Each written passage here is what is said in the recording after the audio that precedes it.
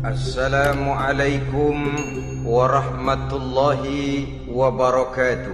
Waalaikumsalam warahmatullahi wabarakatuh. Bismillahirrahmanirrahim. Alhamdulillahi rabbil alamin. Wassalatu wassalamu ala ashrafil mursalin, imamil muttaqin, sayyidil ghurril muhajjalin, wa ala alihi wa ashabihil mujahidin at-tahirin, amma ba'du. Saudara-saudara kaum muslimin rahimakumullah. Satu hari ketika seorang ulama besar bernama Al-Imam Al-Faqih Abu Lais tengah berjalan-jalan di dekat kota Basrah, berkelumpulah sekelompok orang di dekat beliau. Mereka datang mengajukan satu pertanyaan. Imam, kami ingin bertanya.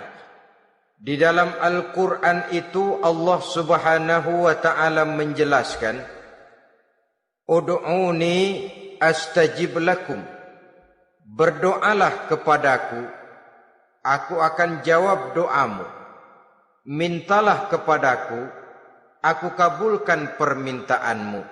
Itu dan begitu janji Allah di dalam Al-Quran. Kami, kata orang-orang tadi, sudah lama berdoa kepada Allah. Tapi kenapa sampai sekarang doa kami ini belum dikabulkan? Katanya, Ud'uni astajib lakum. Kalau kamu berdoa, aku jawab, aku penuhi, aku kabulkan doamu. Itu janji Allah. Kami sudah lama berdoa pagi, sore, siang, malam. Nyatanya sampai sekarang doa kami belum dikabul-kabulkan. Ini bagaimana? Apa ayat Quran salah? Apa Tuhan lagi lempengan gak denger?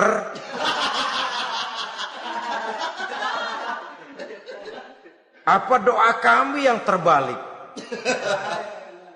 Kelihatannya sepele saja ini. Doa tidak didengar oleh Allah. Permohonan tidak dijawab, tidak dikabulkan oleh Allah.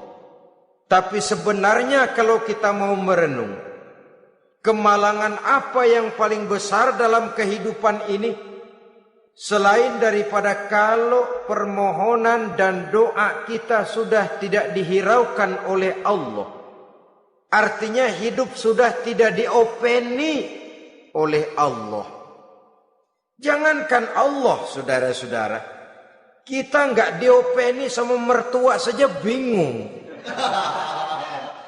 Ini mertua diem aja, kalau saya salah apa salahnya, kalau ada yang dikepengenin apa kepengenannya, boyak ngomong kenapa diem begitu. Ini tidak diopeni oleh Allah. Kemalangan apa yang lebih malang selain daripada kalau doa tidak didengar oleh Allah? Itu sudah kemalangan yang paling malang, lebih malang dari kota Malang saya kira.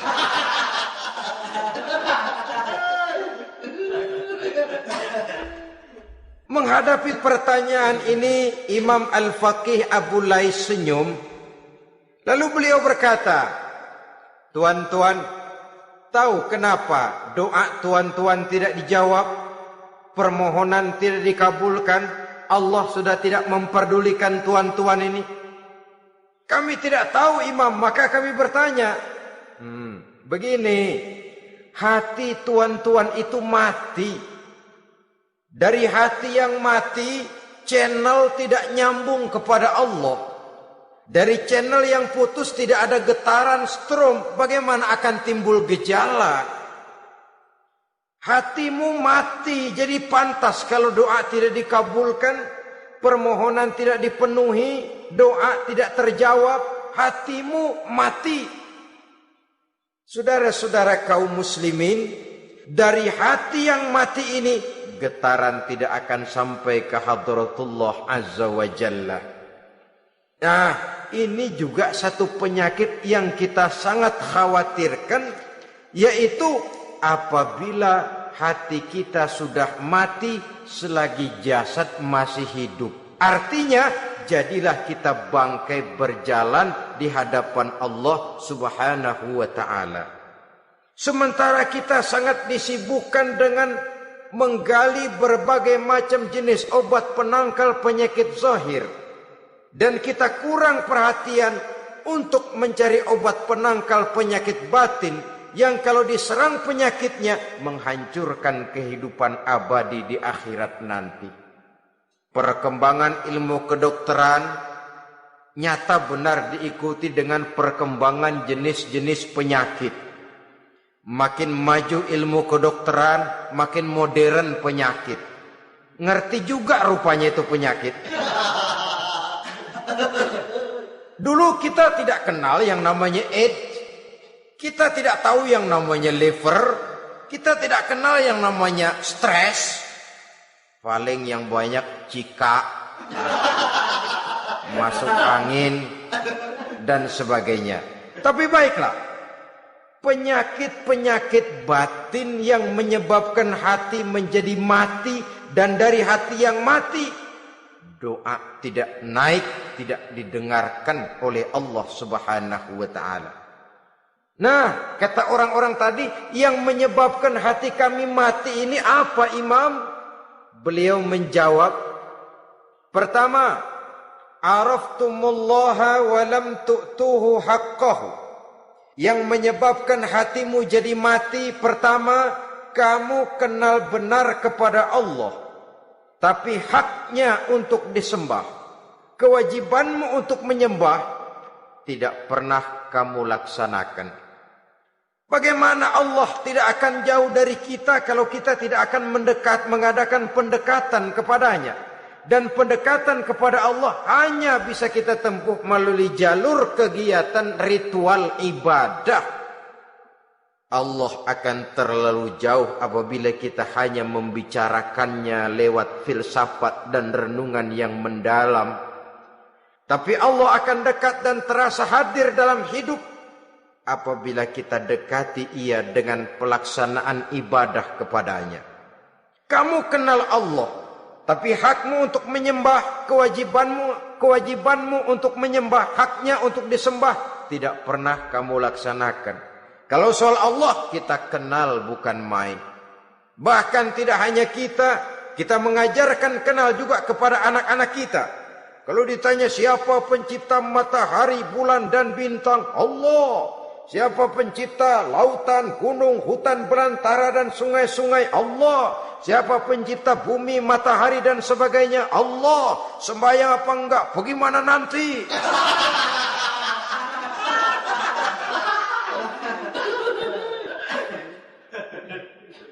Tanpa pendekatan, Allah akan jauh. Apabila Allah jauh, maka doa tidak akan didengarkan olehnya.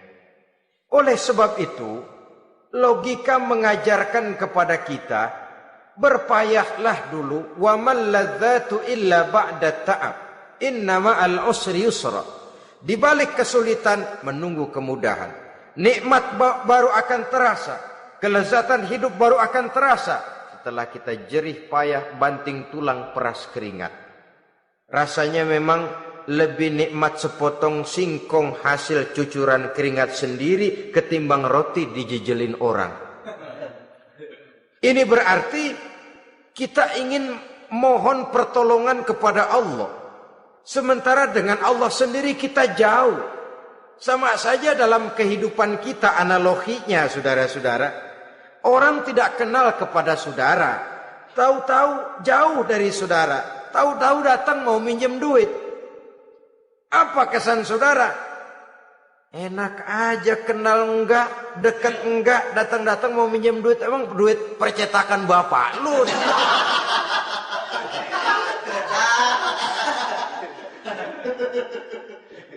Sedangkan yang kita kenal, sedangkan yang kita bertemu tiap hari, sedangkan yang sering datang ke tempat kita, kalau satu saat dia pinjam duit, toh kita kadang-kadang masih mikir. Apalagi datang nggak pernah, berkunjung nggak pernah, ngobrol nggak pernah. Apalagi Kenal juga enggak pernah. Datang-datang mau minta. Macam apa? Datang nemuin Tuhan setahun 2 kali. Idul Fitri, doang Idul Adha. Doa cerewet banget. Apa aja diminta. Saudara hadirin, bagaimana doa akan kabul, permohonan akan dijawab? Jikalau kita jauh dari Allah, kita kenal Allah, haknya untuk disembah, kewajibannya untuk menyembah, tidak pernah kita laksanakan. Itu yang menyebabkan hati kita lalu menjadi mati. Padahal mengenal Allah, setelah mengenalnya, mengadakan pendekatan kepadanya melalui ritual ibadah yang dicontohkan oleh Rasulullah Sallallahu Alaihi Wasallam.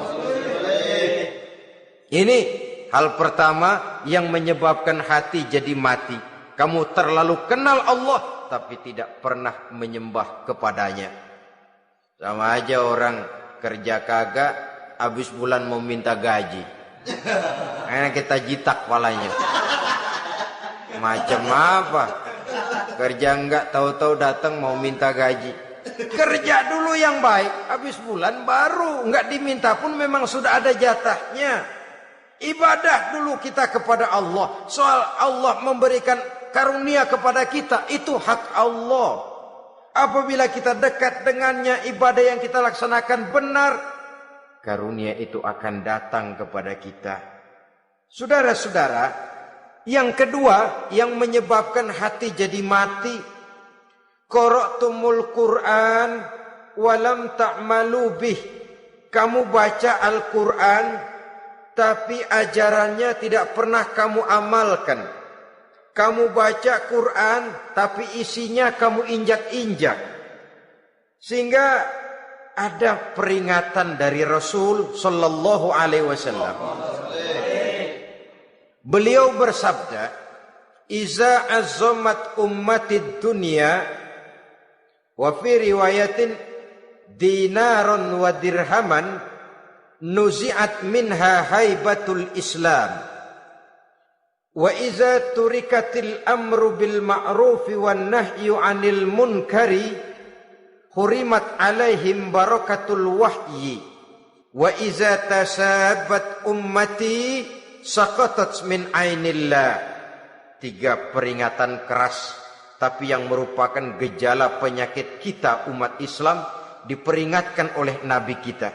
Pertama, iza azzamat ummatid dunya.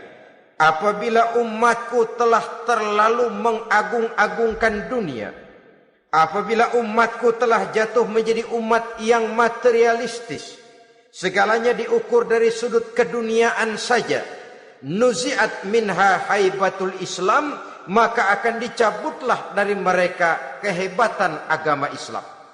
Hilang kehebatan Islam apabila kita jatuh menjadi umat pengagung dunia, penyembah materi. Nilai kita, keberadaan kita tidak dihargai orang lain. Orang memandang kita remeh saja. Orang Islam gak ada apa-apanya, bayar aja. Bisa dibeli, bisa diatur, bisa dikerjain, garap saja. Nuzi'at minha haibatul Islam, hilang dari mereka kehebatan Islam ini. Kenapa? Mereka telah mengagungkan dunia dan menjadikannya sebagai tujuan. Padahal dunia cuma alat, materi cuma alat, harta cuma alat. Yang kedua, wa iza turikatil amru bil ma'rufi wan nahyu 'anil munkari hurimat 'alaihim barakatul wahyi. Apabila telah ditinggalkan amar ma'ruf dan nahi munkar, maka hilanglah keberkahan wahyu. Ini yang ada hubungannya dengan masalah kita. Kita baca Quran, kita tidak amalkan isinya. Bagaimana hati tidak jadi mati? Amar ma'ruf dan nahi munkar ditinggalkan orang, hilang keberkahan wahyu. Pada saat itu boleh jadi Quran ada, tapi cuma tinggal tulisan saja. Islam ada, cuma tinggal sekedar nama saja. Diseminarkan, disimposiumkan, dimuktamarkan, tapi tidak dijabarkan dalam kehidupan sehari-hari. Apabila amar ma'ruf dan nahi munkar telah ditinggalkan orang, hilang keberkahan Quran. Akibatnya apa? Apabila amar ma'ruf tidak lagi digalakkan orang, nahi munkar tidak dilaksanakan orang, lalu orang menilai sesuatu menurut seleranya sendiri. Mana yang ma'ruf, mana yang munkar, tidak ada lagi patokan utama. Kalau baik kata otaknya, dia kerjakan. Tidak baik menurut otaknya, dia tinggalkan. Agamanya adalah otak, berhalanya adalah akal.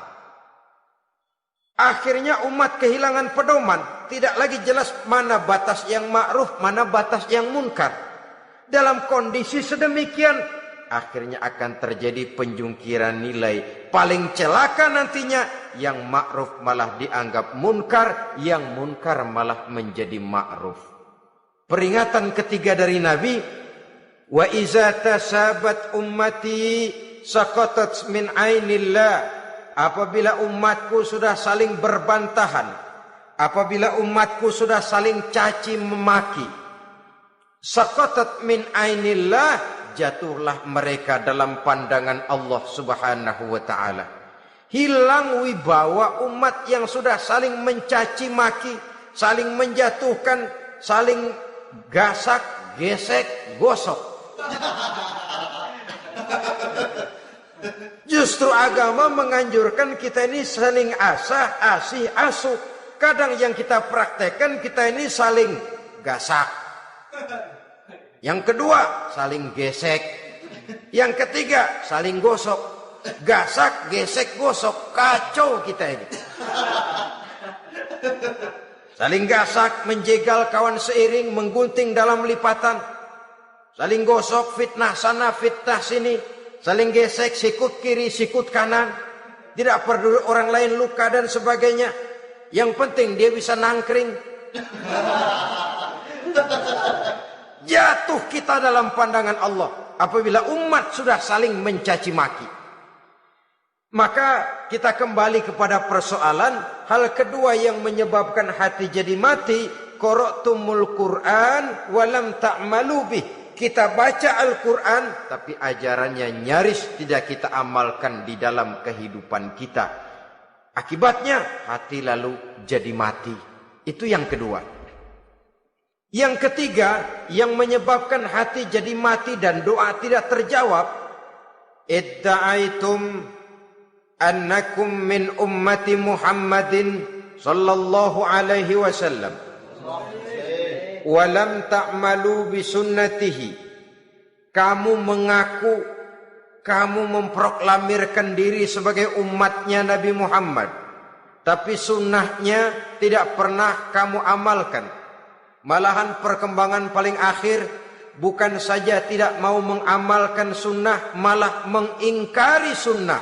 Inna lillahi wa inna ilaihi raji'un. Oh, Nabi Muhammad itu manusia biasa seperti kita. Sebagai manusia dia bisa salah. Dan ternyata hadis banyak yang palsu. Yang otentik cuma Quran. Selebihnya adalah sejarah. Tidak ada itu sunnah. Langsung saja kepada Quran. Oh, hadis itu bukan sumber hukum. Oh, tidak perlu mengamalkan sunnah. Saudara-saudara kaum muslimin, mengaku kita umat Nabi, tapi sunnahnya kita campakkan, tidak kita amalkan. Setelah tidak kita amalkan, kita campakkan. Setelah kita campakkan, kita ingkari pula. Inna lillahi wa inna ilaihi raji'un. Bagaimana hati tidak jadi mati? Kalau siang malam kita memproklamirkan diri sebagai umat Nabi Muhammad, sementara sunnahnya kita campakkan, kita abaikan, dan kita ingkari dia. Sunnah itu. Padahal jikalau sekarang kita mengenal Islam, jikalau kita sekarang mengerti halal haram, tahu hak batil, bisa memilah dan memilih antara yang ma'ruf dengan yang munkar, itu utamanya adalah karena jasa Nabi Muhammad SAW. Yang dari generasi ke generasi dilanjutkan oleh para sahabat, oleh tabi'in, oleh tabi'it tabi'in, terus oleh para ulama-ulama sampai kepada kita sekarang ini. Walaupun beliau hanya berfungsi sebagai penyampai, tapi kepribadiannya dijadikan model oleh Allah Subhanahu wa taala di dalam kita melaksanakan kehidupan beragama. Bahwa beliau manusia seperti kita, memang dalam arti unsur biologisnya ya manusia, punya darah, punya daging, punya hati, punya perasaan, bisa sedih, bisa gembira. Tetapi beliau itu termasuk basyarun la kal basyar, manusia yang tidak seperti manusia pada umumnya, punya spesifik. Dan itu wajar sebagai seorang Rasul pilihan Allah, apalagi merupakan Rasul pilihan dari sekian puluh pilihan. Bahwa jamrud itu batu memang, tapi nilainya kan berbeda dengan batu kolar. Satu truk batu kolar dengan barangkali segenggam batu jamrud, nilainya tentu jauh lebih mahal batu jamrud.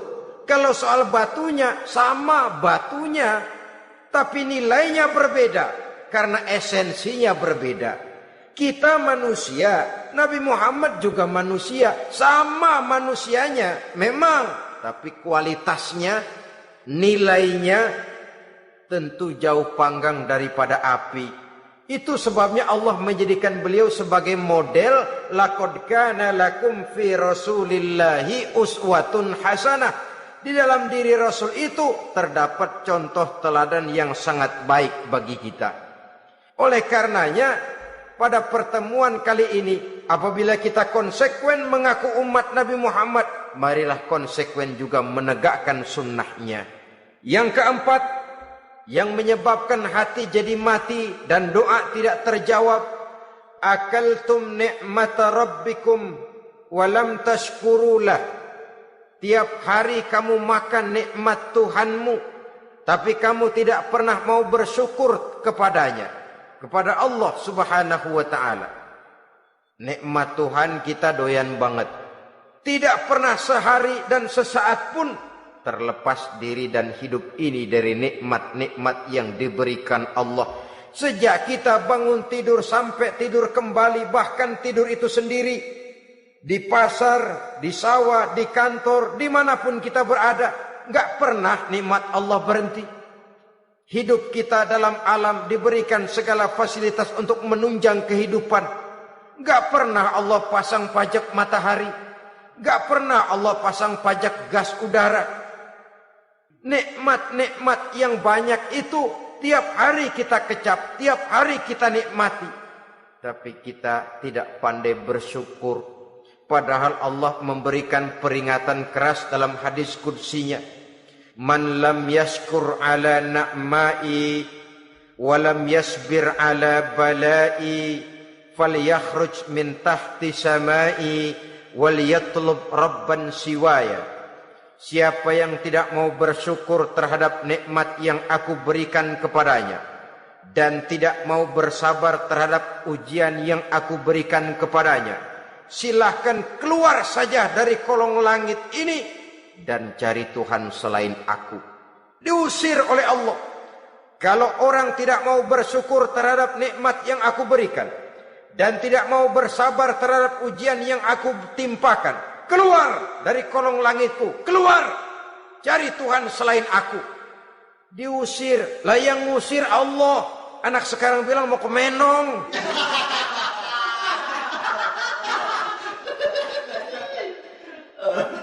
Kalau diusir kita dari Jakarta, masih bisa pindah ke Bandung. Diusir kita dari Bandung, bisa pindah ke Jogja, Solo. Diusir kita dari Indonesia, bisa pindah ke Singapura, Malaysia. Diusir dari kolong langit, mau cari langit mana lagi?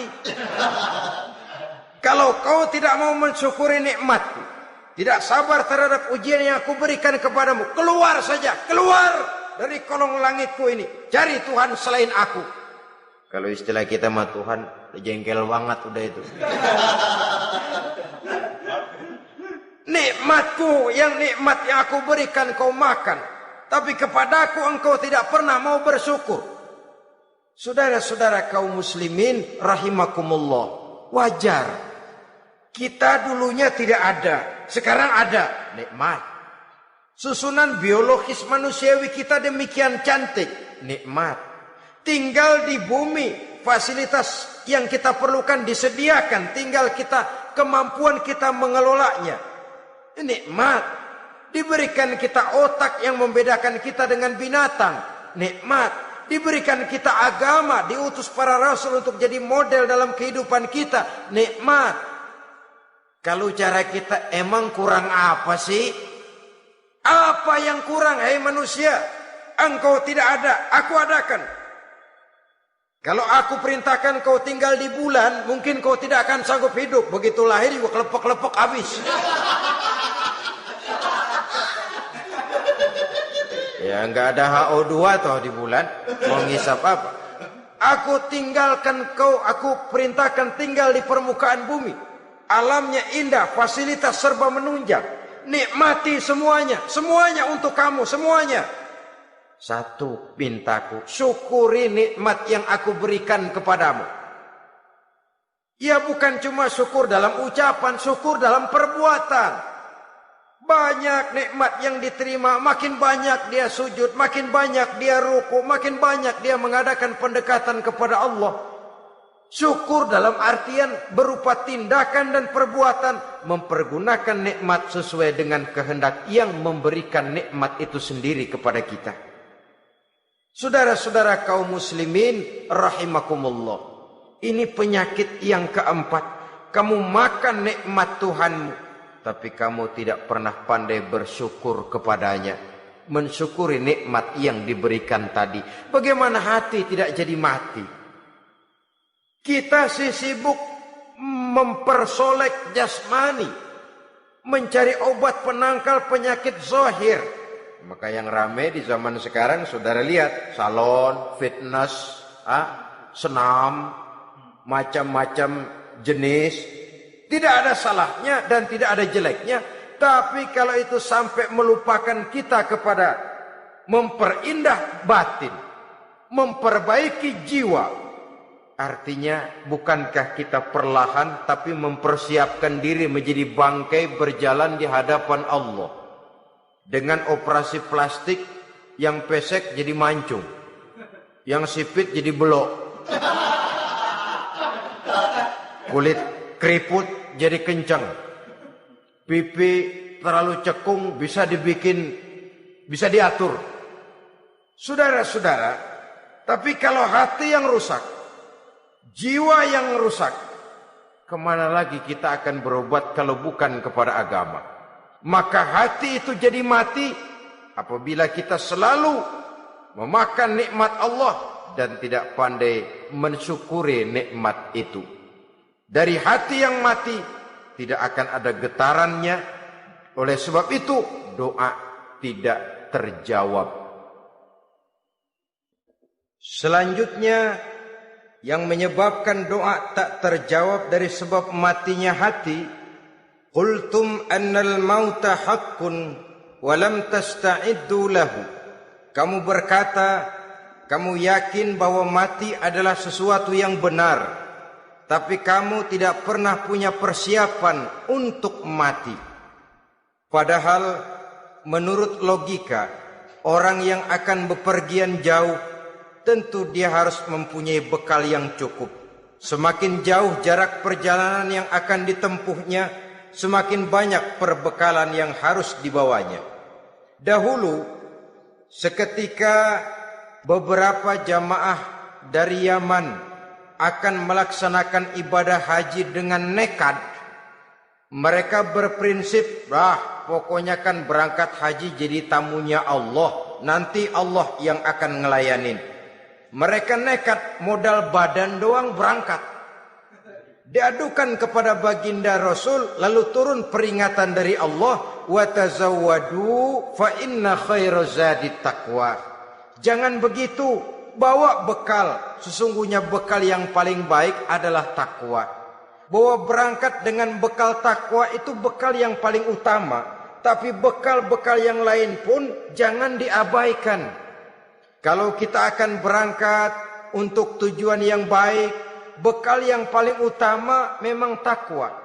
Tapi tidak berarti harus mengabaikan bekal-bekal yang lain. Begitulah, semakin jauh perjalanan yang akan kita tempuh, semakin banyak bekal yang harus kita hadapi.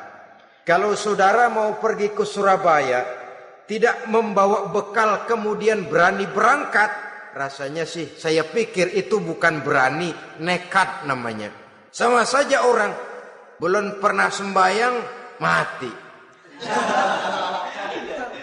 Nekat tuh orang. Berani amat. Belum berbuat kebaikan barang sedikit pun sudah mati. Nekat namanya itu. Sama saja tadi, nggak bawa bekal apa-apa berangkat ke Surabaya. Sampai Surabaya belum tentu, sengsara udah jelas.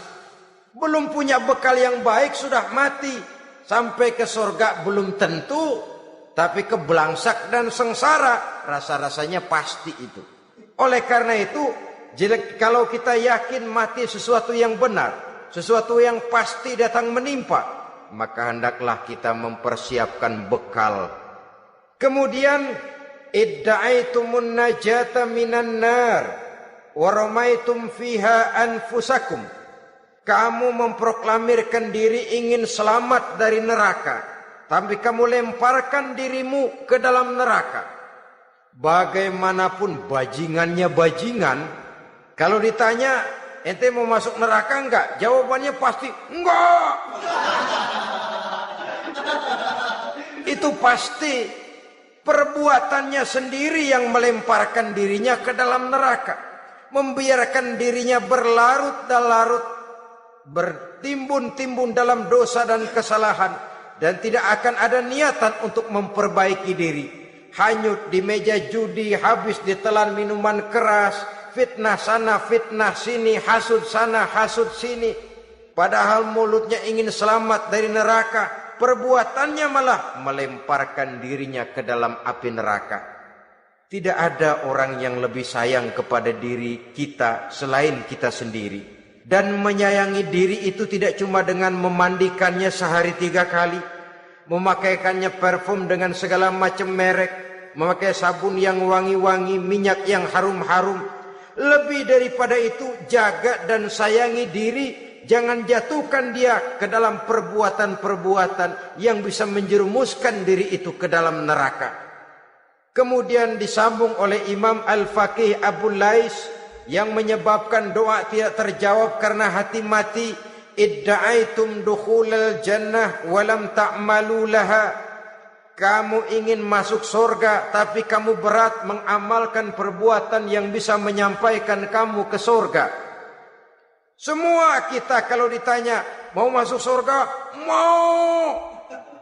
Tapi jarang yang berlomba melakukan perbuatan-perbuatan yang bisa menyampaikan kita ke surga. Kemudian yang terakhir kata Imam Al-Faqih Abu Lais, dafantum mautakum walam ta'tabiru laha. Kamu menguburkan orang yang mati di antara kamu, tapi kamu tidak bisa mengambil iktibar, tidak bisa mengambil pelajaran dari mayit yang jenazah yang kau kuburkan itu. Mestinya kan nguburin orang tuh membuat sadar. Iya, kalau sekarang dia saya baringkan di liang lahat, menghadap ke arah kiblat, bantalnya tanah, setelah itu ditutup dengan papan, lalu ditimbun dengan tanah. Iya, sekarang giliran dia, giliran saya, entah besok, lusa, bulan depan, tahun depan, tapi pasti mengubur mayat, mengubur jenazah, tapi tidak bisa mengambil iktibar dari yang dilaksanakannya itu. Ini merupakan penyakit-penyakit batin yang merupakan handicap, yang menimbulkan jarak antara kita dengan Allah Subhanahu wa ta'ala. Pantas kalau itu semua ada pada diri kita, hati jadi mati. Dari hati yang mati, doa tidak akan tembus. Kita tidak lagi akan diperdulikan oleh Allah Subhanahu wa ta'ala. Dan itu sekali lagi kemalangan yang terbesar dalam kehidupan kita. Bagaimana jalan keluarnya? Pertama, memperbaiki batin kita, menyelamatkan diri daripada penyakit-penyakit yang bisa mematikan hati seperti yang sudah saya sebutkan tadi. Yang kedua, berdoa dengan adab. Sehingga tata cara di dalam kita bermohon kepada Allah Subhanahu wa taala dibicarakan secara khusus oleh Al-Imamul Ghazali dalam kitab Ihya beliau yang disebut adabud doa. Adab di dalam kita melaksanakan doa kepada Allah Subhanahu wa taala. Setelah batin ini bersih dari penyakit-penyakit hati yang bisa menyebabkan hati jadi mati, berdoalah kita kepada Allah. Bagaimana adabnya? Kata Imamul Ghazali rahimahullah, yang pertama hendaklah ia di dalam berdoa itu memilih waktu yang mulia. Minal awqatis syarifah, kata beliau. Memilih waktu-waktu yang punya nilai mulia. Ramadan dalam 1 tahun, Jumat dalam tiap minggu, sepertiga malam yang akhir pada setiap hari. Waktu-waktu yang punya nilai mulia. Walaupun misalnya saudara berdoa pada hari Kamis, tidak ada halangannya Allah mau kabulkan. Ini tidak berarti bahwa kalau sudah berdoa hari Jumat lalu hari Kamis tidak mau berdoa, tidak. Lebih memilih mengintai waktu-waktu yang punya nilai mulia. Lailatul Qadar sekali dalam setahun. Waktu-waktu yang punya nilai mulia. Logikanya begini saudara-saudara. Kalau kita datang ke rumah seseorang, tujuan utama kita minjem duit, yang paling pertama kita perhitungkan tanggal berapa nih? Kan itu toh. Tanggal berapa? Kalau tanggal 20 atuh minjem duit. Orang lagi ngap-ngapan. Boro-boro dia bisa minjemin, dia sendiri mungkin lagi pusing. Kita lebih dulu kita amatin tanggal berapa nih? Yang enak sore apa siang? Jam 2. Jam 2 dia baru pulang dari kantor, tapi giliran tidur. Kalau dia tidur dibangunin datang mau minjem duit, kagak dimaki-maki sudah kebagusan deh. Kan kita lihat waktunya, timingnya kata orang sekarang. Tanggal berapa, sore apa malam, apalagi gulem apa terang bulan. Itu semua sudah kita atur sedemikian rupa, memilih waktu. Yang kedua kata Imamul Ghazali, memilih keadaan yang istimewa. Kalau tadi soal waktu, yang kedua soal keadaan. Ada situasi-situasi di mana doa itu diijabah oleh Allah Subhanahu wa taala. Di antaranya kata Imam Abi Hurairah, "Inda zahbi sufuf fi sabilillah." Pada waktu mengatur barisan perang membela agama, di situ doa kabul. Inda nuzulil ghais, ketika turun gerimis, di situ doa makbul.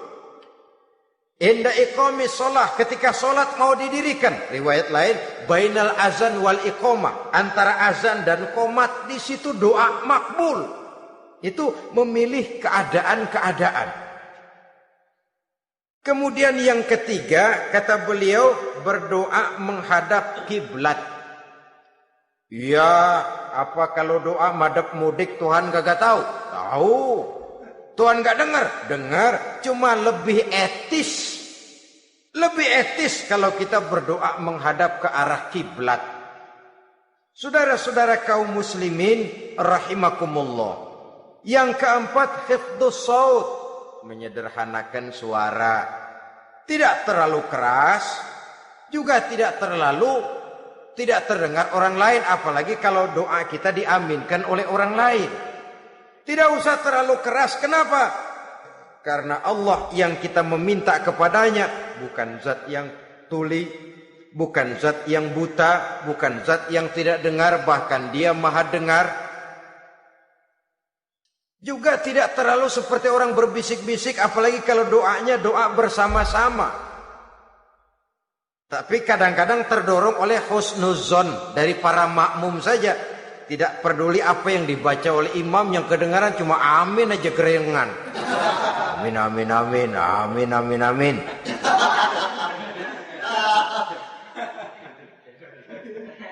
Juga tidak terlalu keras. Seperti orang berdoa, seperti orang pidato. Saudara-saudara kaum muslimin rahimakumullah. Yang kelima, alla yatakallafa saja' fid du'a. Dalam berdoa, kalau istilah kita, jangan nyelongcong.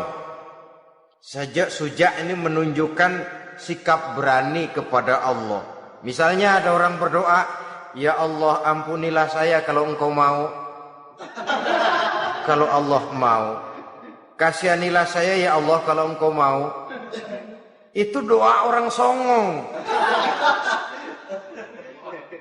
Atau sama saja, ya Allah berilah saya rezeki dikit aja. Emang kenapa pakai begitu? Allah yatakallafa saja fid du'a. Yang keenam kata Imamul Ghazali, at-tadarru' wal khusyu'. Dengan tadarru' dan khusyuk, dengan sikap tawadu, benar-benar ya seperti kita lah kalau datang memang menghajatkan pertolongan dari seseorang, segala action kita atur supaya hajat kita itu kabul, kan begitu. Kadang-kadang istilah orang kalau perlu ngesor mah ngesor dah, yang penting permintaan dikabulkan, gitu saja. Kita lihat sekarang ini, ramai orang bicara soal film-film Parno. Kelihatannya pendatang-pendatang baru, pokoknya asal bisa main dah, bugil ya bugil dah. Yang penting nyohor, bisa tampil. Walaupun dalihnya semua sama, mula-mula cuma iseng. Adegan panas bagaimana? Kalau tuntutan skenario apa boleh buat? Apa boleh buat? Emang nggak bisa milih. Setelah film beredar baru saya juga jijik ngelihat, ya tadi kemana waktu bikin? Udah jadi baru jijik, bikinnya merem memang itu.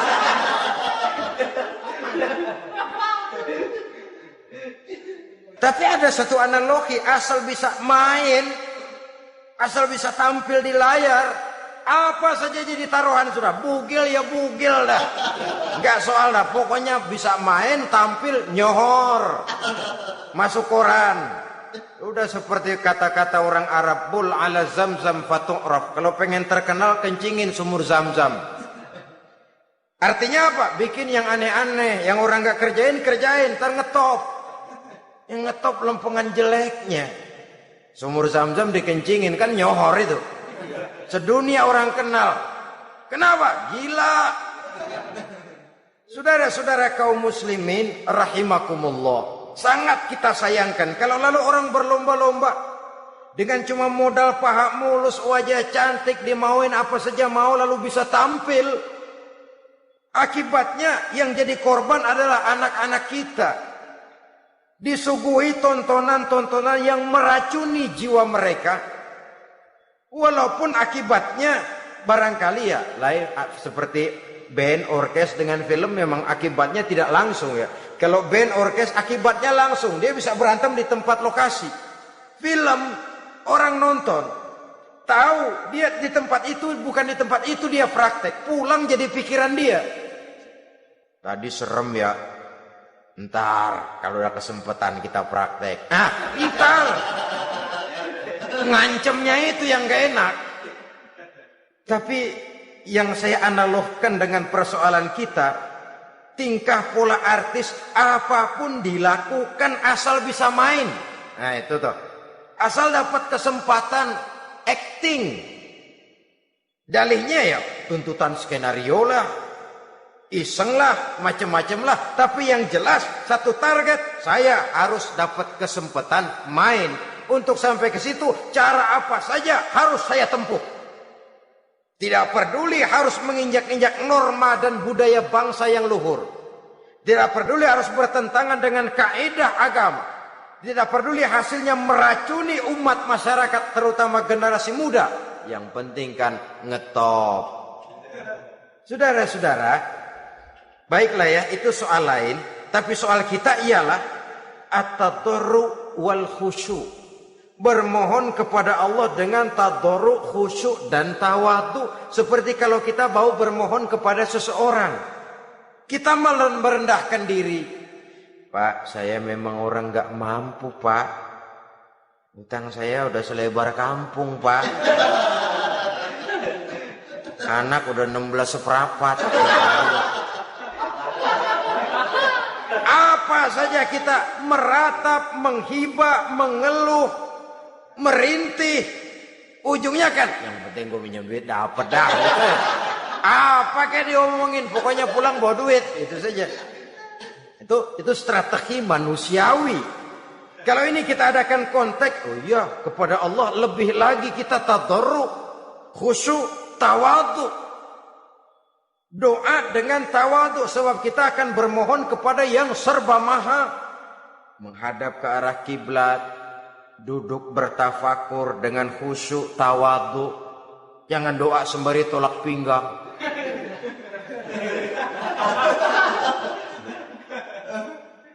Yang ketujuh kata Imamul Ghazali, ayyujzimad du'a wa yuqina bil ijabah.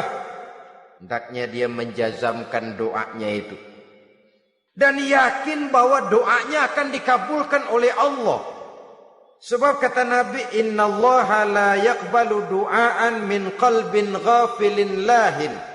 Allah subhanahu wa ta'ala tidak akan menerima doa dari hati yang lalai dan main-main. Doa ke orang ugah-ugahan.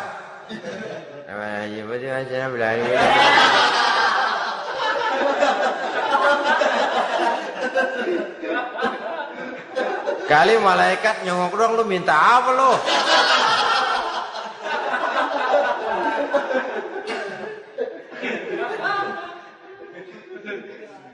Seperti tadi itu, kita datang mau minjem duit sama orang, ngomongnya ugah-ugahan. Minjem duit dikasih syukur enggak, ya udah. Ya enggak dah, enggak dikasih sudah. Kenapa? Mintanya begitu. Enggak serius dan enggak yakin bahwa doanya akan dikabulkan. Kalau kita sudah punya keyakinan, jangan-jangan doa saya enggak diterima Allah. Enggak. Kata Allah, ana inda zanni abdi bi. Aku sih bagaimana menurut sangka hambaku kepadaku saja. Kalau sangkanya baik, aku baik. Kalau sangkanya doanya dikabulkan, aku kabulkan. So itu doa harus dengan pasti dan harus dengan yakin doa itu akan dikabulkan dan meluruskan harapan, membenarkan cita-cita, meluruskan maksud apabila doa itu dikabulkan oleh Allah Subhanahu wa taala. Saudara-saudara, oleh karenanya jangan doa setengah hati. Jangan berdoa sambil main-main. Apalagi menghadap kiblat dengan dua tangan terangkat sebagaimana dicontohkan oleh Rasulullah sallallahu alaihi wasallam. Bahwa berdoa tanpa mengangkat kedua tangan pun Allah tahu. Allah dengar. Tapi kelihatannya kurang serius. Seolah-olah terserah ada Tuhan, mau dikasih ya kasih, enggak ya udah. Seolah-olah kita tidak serius dalam berdoa. Kemudian yang berikutnya kata Imamul Ghazali, ayyaftataha du'a bi dzikrillah fala yabda'u bi su'al. Hendaknya dia mulai berdoa itu dengan menyebut nama Allah, berzikir kepada Allah, fala yabda'u bi su'al, jangan langsung memulai dengan permintaan. Ini tata krama etisnya. Sama juga orang kirim surat, salam sejahtera kami haturkan, padahal mah nggak ada itu juga nggak apa-apa. Itu kan maksud mukaddimah saja. Besar harapan kami semoga Bapak dan keluarga di sini pun berada dalam keadaan sehat walafiat. Selanjutnya kami telah dengar dari berbagai teman tentang kedermawanan Bapak, tentang bantuan Bapak di berbagai bidang yang menyangkut sosial pendidikan. Sehubungan dengan itu maka kami bermaksud mengajukan permohonan. Baru masuk itu mah 15 kalimat kesonoin, urusan lain. Intinya sehubungan dengan itu kami bermaksud memohon kepada Bapak. Kita mulai, salam sejahtera kami haturkan, bersama ini pula kami, macam-macam lah. Sama juga seperti tadi itu, kita datang mau minjem duit, datang karena kita tahu datang habis bulan, malam terang bulan, udaranya sejuk, ngobrol lah kita, dapet teh, apa kabar Pak? Baik. Aduh Bapak sih, untung dah Pak, kaya, pemurah lagi. Saya tahu Bapak banyak nyumbang di mana-mana. Di Angon aja tuh orang di Angon.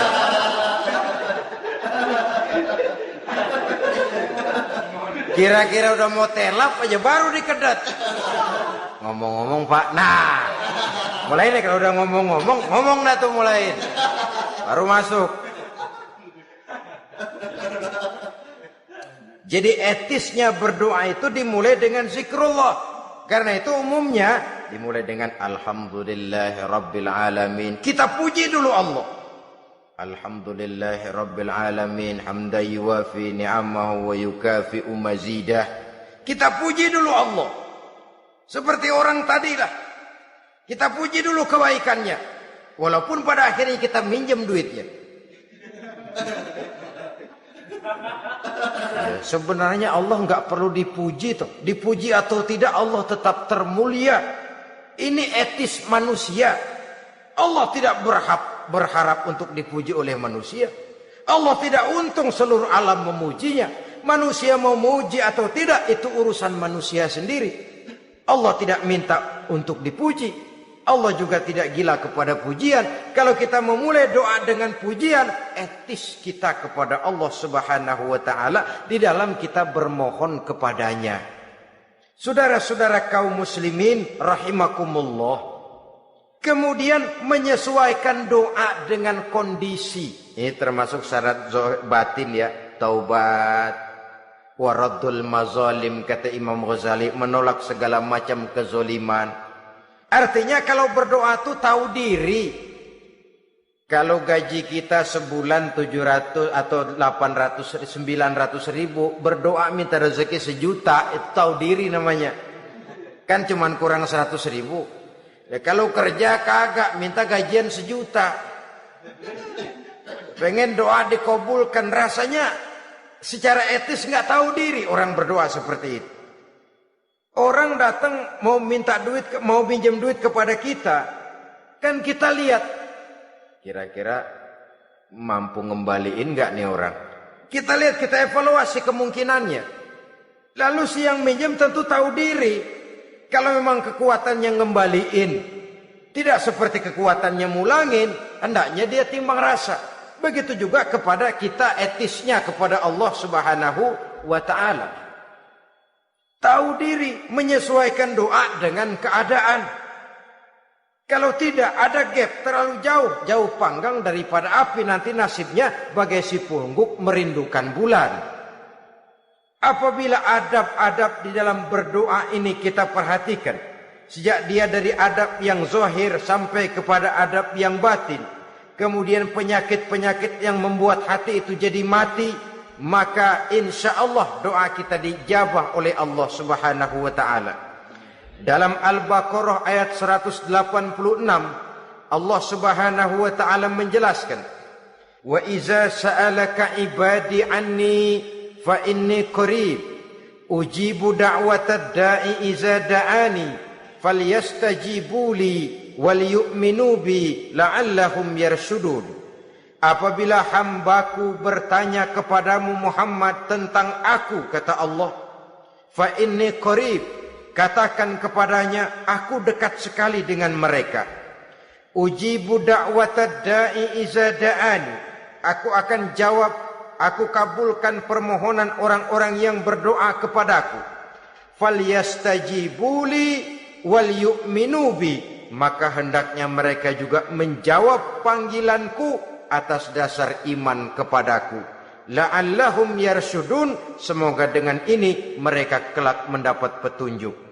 Saudara-saudara, Al-Baqarah 186 ini dengan nyata menjelaskan kepada kita, Allah akan menjawab doa, mengabulkan permohonan apabila kita falyastajibuli wal yu'minu bi, juga menjawab panggilan Allah atas dasar beriman kepadanya.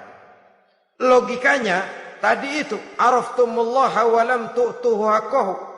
Kita tidak pernah mau menjawab panggilan Allah sementara kita berharap doa kita dijawab oleh Allah. Apa enggak pincang? Apa enggak berat sebelah? Panggilan Allah kita berat memenuhinya. Sementara kita sangat berharap agar permohonan kita, seruan kita dikabulkan oleh Allah. Menjawab panggilan Allah atas dasar beriman kepadanya. Kenapa? Ada orang menjawab panggilan bukan berdasarkan iman, tapi karena target lain.